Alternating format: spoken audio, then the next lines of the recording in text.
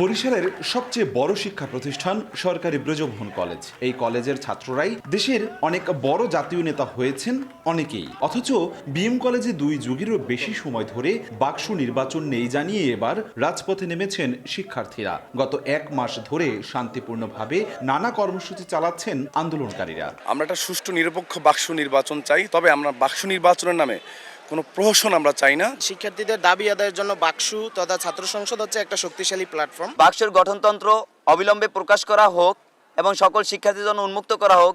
অপরদিকে প্রতিষ্ঠার 1 যুগ পেরোলেও ছাত্র সংসদের স্বাদ পায়নি বরিশাল বিশ্ববিদ্যালয়ের শিক্ষার্থীরা। এরই মধ্যে গণস্বাক্ষর গণভোট করে দাবি তুলেছেন বাকসু নির্বাচনের।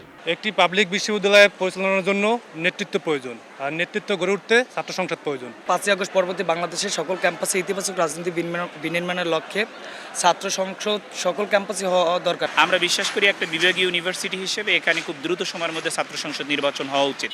শহরের আরেক দাপুটি শিক্ষা প্রতিষ্ঠান সরকারি সৈয়দ হাতেম আলী কলেজেও আন্দোলনের দানা বাঁধছে ছাত্র সংসদের দাবিতে। ভোট চাইছে সরকারি বরিশাল কলেজের ছাত্ররাও। ছাত্র সংসদ নেতৃত্ব থাকলে সেটা ওপেন থাকে এবং ছাত্ররা জানতে পারে যে তাদের নেতা হচ্ছে এটা, তাদের প্রতিনিধিত্ব করার জন্য সবচেয়ে সুযোগ হয় ছাত্র সংসদের জন্য। নির্বাচনী রোডম্যাপ প্রকাশ করতে হবে এবং নির্বাচনের পরিবেশ নিশ্চিতকরণ এবং একটি নিরপেক্ষ একটি নির্বাচন কমিশন গঠন। ভোটের অধিকার যদি আমরা প্রাপ্যভাবে পেতে পারি এবং সেখান থেকে যদি সুনির্দিষ্ট এবং সৎ যোগ্য নেতৃত্ব বেরিয়ে আসে, যেটি দেশ এবং জাতির জন্য কল্যাণ বয়ে নিয়ে আসবে। মূলত ঢাকা বিশ্ববিদ্যালয় সহ বিভিন্ন স্থানে ছাত্র সংসদ নির্বাচন দেখেই বরিশালেও ভোটের পক্ষে আন্দোলনে নামতে শুরু করেছেন শিক্ষার্থীরা।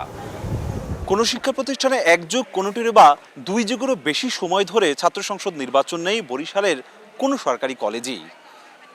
24শে গণ অভ্যুত্থানে যে সমস্ত শিক্ষার্থীরা নেতৃত্ব দিয়েছিলেন তারাই এখন দাবি তুলেছেন আগামী সমৃদ্ধ বাংলাদেশ গড়তে অবিলম্বে কলেজগুলোতে ছাত্র সংসদ নির্বাচন দেয়া হোক।